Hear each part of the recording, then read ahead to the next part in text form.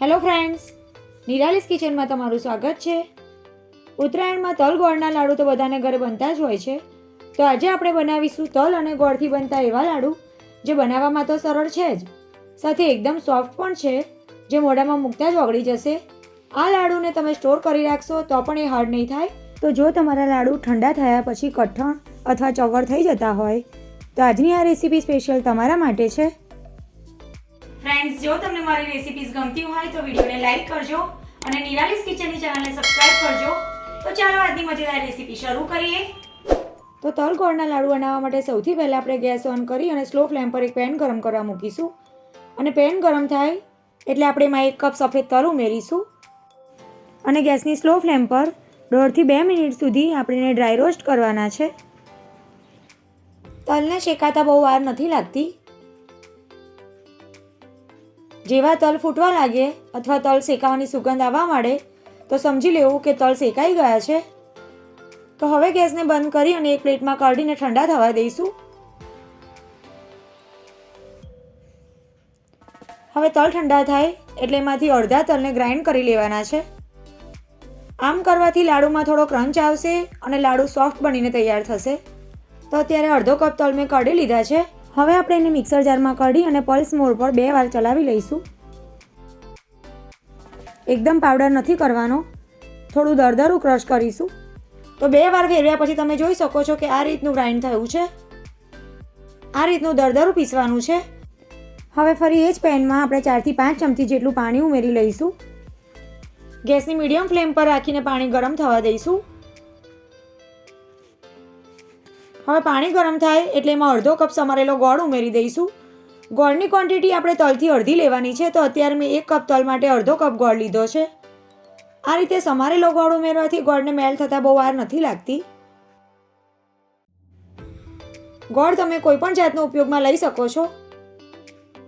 હવે ગોળ અને પાણીને મિક્સ કરી સ્લો ફ્લેમ પર ગોળને મેલ્ટ કરી લઈશું।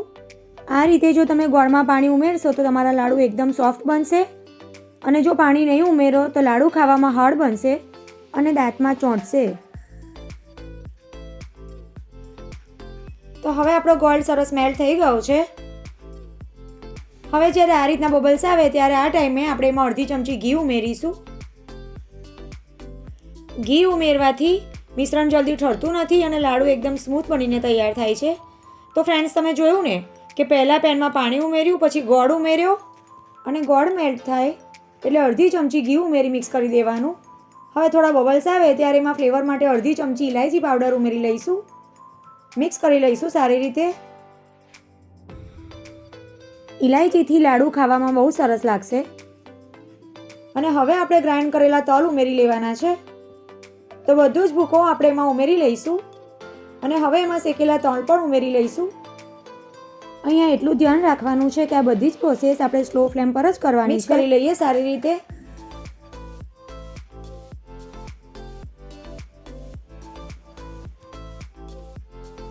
તો ગોળ સાથે તલ મિક્સ થઈ જાય એટલે ગેસને બંધ કરી દેવાનો। તમે એને વધારે થવા દેશો તો મિક્સર હાર્ડ થઈ જશે અને લાડુ બરાબર નહીં બને। તો આ રીતનું સોફ્ટ હોય ત્યારે જ ગેસ પરથી પેનને નીચે ઉતારી લઈશું અને એમાંથી લાડુ બનાવી લઈશું। તો લાડુ વાળતી વખતે હાથમાં દજાય નહીં એના માટે હાથને થોડા પાણીવાળા કરી ને ચમચીથી થોડું મિશ્રણ હાથમાં લઈ ને મીડિયમ સાઇઝના લાડુ આપણે આ રીતે વાળી લઈશું। લાડુની સાઇઝ તમે તમારી ચોઈસ પ્રમાણે નાની કે મોટી કરી શકો છો। તો આ રીતે પાણીવાળા હાથ કરીને લાડુ વાળવાથી મિક્સર હાથમાં ચોંટે પણ નહીં અને ગરમ પણ નહીં લાગે। તો તલના લાડુ નાના જ સારા લાગે છે એટલે મેં અત્યારે નાના જ વાળ્યા છે। તલ તાસીરે ગરમ હોય છે, તો જો કોઈને તમે મોટો લાડુ ખાવા આપશો તો એ આખો નહીં ખાઈ શકે અને અડધો વધશે। તો એના કરતાં સારું છે કે તમે લાડુ નાના જ બનાવો, જે દેખાવમાં પણ સારા લાગશે અને બનાવવામાં પણ સરળ રહેશે। તો અત્યારે આપણા સુપર ટેસ્ટી અને ખાવામાં એકદમ સોફ્ટ તલના લાડુ બનીને તૈયાર થઈ ગયા છે। તો ફ્રેન્ડ્સ, તમે જોયું ને કે આ લાડુ બનાવવાના કેટલા સહેલા છે। તો હું તમને એક લાડુ તોડીને બતાવું।